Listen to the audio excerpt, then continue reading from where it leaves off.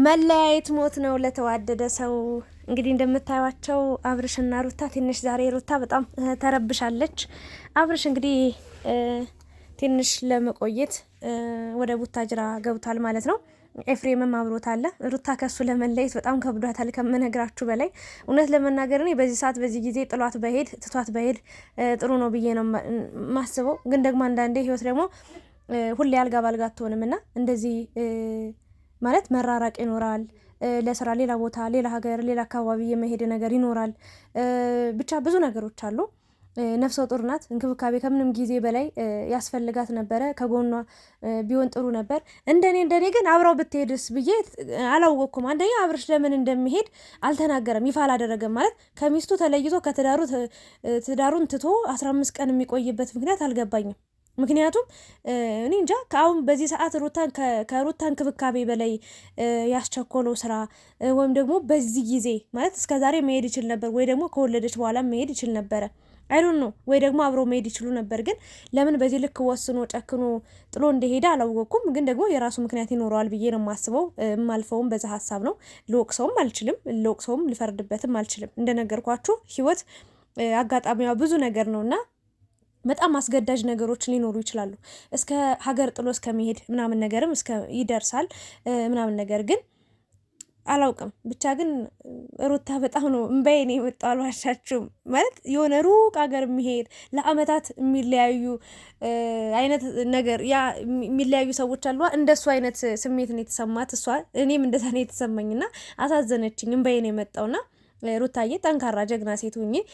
አንዳንዴ ሁሌ ይውላችሁ ሰው ካጠገባችን ላይኖር ይችላል። ሁሌ በቃ ሊኖር አይችልም እና በራሳችን ደግሞ ጥንካሬ መለማመድ አለብን ብዬ አስባለሁ። አሁን እስከ ዛሬ እንግዲህ ከቤቷ ከወጣች ጊዜ ጀምሮ ከአብርሽ ጋር ነበር፣ በአብርሽ እንክብካቤ በአብርሽ እቅፍ ውስጥ ነበረች እና አሁን ላይ ግን እንግዲህ ትቷት ሄዷል። አስቡት ለ15 ቀን ማለት ነውና እንግዲህ ዛሬ ብቸኝነቱን መለማመድ አለባት።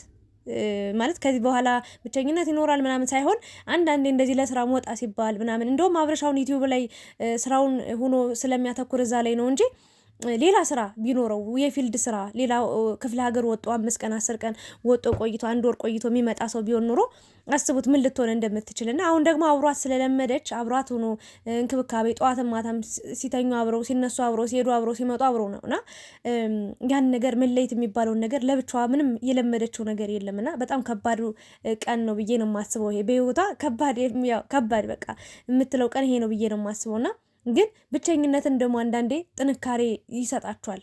በራሳችሁ ሁሉን ነገር ማድረግ እንድትችሉ በራሳችሁ በርተታችሁ ጠንከራችሁ እንድትቆሙ ይረዳል ብዬ አስባለሁና ሩታዬ ደግሞ እችን አጋጣሚ ተጠቅመሽ ማዘን፣ መከፋት፣ መጨነቅ ወይ ደግሞ በናፍቆት መንገብገብ ሳይሆን መንሰፍሰፍ ሳይሆን ለልጅሽም ለአንቺም እንክብካቤ እያደረግሽ እንግዲህ ጠንካራ ሆነሽ ራስሽን በራስሽ እያስተዳደርሽ ሌላ ጊዜም እንደዚህ ስራ ቦታ ቢሄድ ወይ ደግሞ የሆነ አጋጣሚ ከሀገር ቢወጣ ምናምን ራስሽን በራስሽ ማቆየት እንደምትችይ ጠንካራ እንደሆንሽ ማሳየት አለብሽ። ጥንካሬን መማር አለብሽ በዚህ ሳምንታት ብዬ አስባለሁ። ግን አብርሽ ጥሏት በሄድ እኔ እርግጠኛ ሆኜ የምነግራችሁ ነገር ደስ ይለኝ ነበር። ሩታም ያንን ነበር የምትፈልገውና እና ደግሞ ሌላ ደግሞ ልጠይቃችሁ የምፈልገው ነገር አሁን የሩታ እርግዝና ኦልሬዲ ከ3 ወር በላይ አልሆነውም እኔ እስከማውቀው ድረስ ማለት ነውና በዚህ ወር ውስጥ ያለ ጽንስ ጉዞ ብታደርግበት ለዛውም የራሳቸው መኪና ነው። ቀስ ብለው መንገድ ለመንገድ እያረፉ ወጠው ዘና እያሉ ጥሩ አየር እየተቀበሉ ቢሄዱ ጥሩ አይደለም ወይ ለእርግዝናው? ይሄንን አላቅም። ማለት እኔ ጽንሱ እየገፋ ሲሄድ እርግዝናው እየቆየ ሲሄድ ነው አይመከር የሚባለው እንጂ እና ደግሞ በፕሌን ነው አይመከር የሚባለው። ከተሳሳትኩኝ እንግዲህ የምታውቁ ልጆች ካላችሁ እስኪ ይሄንን መረጃ ንገሩኝ። አሁን በዚህ ወር ውስጥ ሆና መንገድ አይፈቀድላትም ወይ? እስኪ ይሄንን የምታውቁ ሰዎች ብትነግሩ ደስ ይለኛል። ምክንያቱም አብሮ ብትሄድ ደስ ይለኛል። ምክንያቱም ከሱ ቤተሰቦች ጋር በደንብ ተቀራርባ ተግባብታ በደንብ በቃ ደስ በሚል ሁኔታ ስትወልድም እንግዲህ መጠው እንዲያረሷት በደንብ እኔ አላውቅም እነሱ ቤት ሄዳ ጥሩ ጊዜ ቢያሳልፉ ደስ ይለኝ ነበረ። ነገር ግን ያው አብርሽ አስገዳጅ ነገር ባይሆንበት ኑሮ ያው እኔ ከሷ አልበልጥም ወይም ደግሞ እሱ አላቅም ሩታን ከሱ እኔ በልጬ ልወዳት አልችልም፣ ከሱ በላይ ላስብላት አልችልም እና ለማንኛውም የራሱ ምክንያት ስላለው ነው ብዬ አልፈዋለሁ። ግን አብርሽ ቶሎ ብትመለስ የተሻለ ነው ብዬ አስባለሁ። ግን ኤፍሬምን አደራ ብሎ ነው ሄደው እና ሩታዬ ኤምባሲ ስተናነቃት ሳይ በጣም ነው ያሳዘነችኝ። መለየት ከባድ ነው እና ከቤት ሲወጣ ደግሞ የሚያጋጥመው በጣም ብዙ ነገር ነው። ለዛ ነው አንዳንዴ ከአይናችሁ ያለ ሰው ከአይናችሁ ሲርቅ ሁሌ የምታዩት ጧት ተነስታችሁ እሱን ማታ ከእናንተ ጋር ያለ ሰው ቀኑ ሙሉ ከእናንተ ጋር ያለ ሰው ከዛ የሆነ ሰዓት ላይ ደግሞ ለሆነ ቀናት ደግሞ ዞር ሲልባችሁ በቃ ለሰከንድ ራሱ ከደጅ በቃ ከቤት ሲወጣ የሚያጋጥመው አይታወቅም። እና በጸሎታችን እናስበው። አብርሽም እንግዲህ ቡታጅራ በሰላም መግባቱን ተናግሯል። ኤፍሬም አለ፣ አቤልም አለ። እኔ እንጃ ለምን ምክንያት እንደሄዱ አላውቅም። ምናልባት ቡታጅራ ምን የሚያስተካክለው ነገር ብቻ ለጎዷቸው ለኑሯቸው የሆነ የሚያስተካክለው ነገር ያለ ይመስለኛል።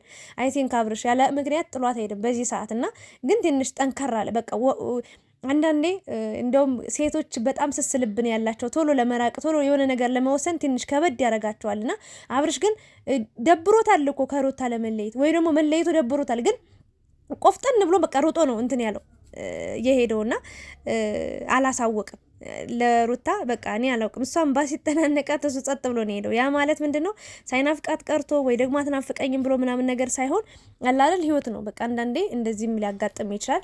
ለማንኛውም ግን በሰላም ደርሶ በሰላም እንዲመለስ ሁላችን በጸሎት እናስባቸው። እና ሩታዬም እንግዲህ አጋዥ እንዳስቀመጠላት ቤት እየሄደች ተመላላሽ ሰራተኛ ማለት ነው እንዳስገባላት ካሁኑ እንግዲህ በጣም እንክብካቤው እየጦፈ ይገኛል። አዎ ሩታዬ ደግሞ በጣም እያማረባት ቆንጆ እየሆነች መጣለች። ደግሞ እንደ ህፃን ልጅ ነው የሆነችውና የትናንትናው ቪዲዮ በነገራችን ላይ አልሰራውላችሁም።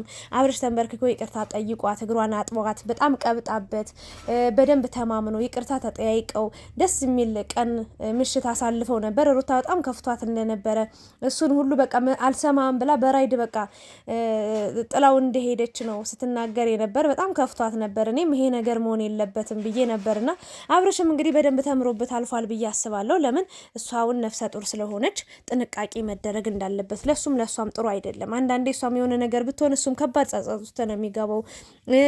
አንተ ደግሞ ፕራንክ አርጋት ደግሞ ብታኮርፍ ለምን አኮረፈችኝ ብለህ ሊከፋ ይችላል። ግን እሷ ደግሞ እዛ ጋር የሆርሞን የሚባል ነገር አለ። እርግዝና ብዙ ተቀያይር ባህሪ ነው የሚኖራችሁ። በጣም በቃ እናንተን አያረጋችሁም ሌላ ሰው ነው የሚያረጋችሁና ያ ነገር ደግሞ አንተን ሊያስከፋ ይችላል። አታውቀውማ እርግዛ አታውቅማ። ምናልባት ልሰማ ትችላለህ፣ ግን በእሷ ቦታ ስላልሆንክ ያንን ነገር ላትረዳት ትችላለህና አንተም እንዳትከፋ ጥንቃቄ አድርግ። ከዚህ በኋላ ያው ብዙ ነገሮችን ተምረበት አልፋል ብዬ አስባለሁኝ። እና ውድ ተመልካቾቼ እንግዲህ የአብርሽና የሩታ ቪዲዮ ዛሬ ትንሽ ከበድ ያለ ነው። አላቅም ኤፍሬም ተመልሶ ይመጣል። በነገራችን ላይ ኤፍሬም ለ3 ቀን ምናምን ነው የሚሄደው። አብርሽ ነው ለ1 ሳምንት ለ15 ቀን ማለት የሚቆየውና ትንሽ ከበድ የሚያደርገው ነገር እሱ ነው። ብቻ ግን ኤፍሬም ካለም ደግሞ ትንሽ እፎይታ ነው። ግን አንድ ደግሞ የጠረጠርኩት ነገር አለ። እንደምታውቁት እንግዲህ ዳኒ ከጽጌ ጋር ያለው ነገር አለ። እኔ እንጃ ሄዶ እንዳይረብሻት እንዳይበጠበጣት ድጋሚ ያልሆነ ነገር እንዳያደርግ አላውቅም። ይሄ ራሴ ስጋት ነው። እኔ ጥሩ ነገር በሉኝ መጥፎ ነገር በሉኝ ውስጤ በቃ ስጋት ውስጥ ነው ያለው። አብርሽ ሄደ ብሎ ደግሞ መጦ ሌላ ታሪክ እንዳይፈጥር ትልቅ ስጋት አለብኝ። አሁን ራሱ ዳኒን እኔ መቼም አላምነውም። ይቅርታ አድርጉልኝ። መጥፎ ነው እያልኩ ሳይሆን መረበሻ በቃ ደስ ይለዋል፣ የሆነ ነገር ማድረግ ደስ ይለዋል። ብቻ ያ ነገር እንዳይሆን ፈጣሪ ይርዳቸው ሁለቱንም። ይሄንን ነው ልል የምችለው። አብራችሁ ስለነበራችሁ ከልብ አመሰግናለሁ። ላይክ፣ ሼር አድርጉ፣ ሰብስክራይብ አድርጉኝ ውዶችዬ። በሌላ ቪዲዮ በሌላ ርዕስ ደግሞ ተመልሰን እንገናኛለን። ሰላም ቆዩ።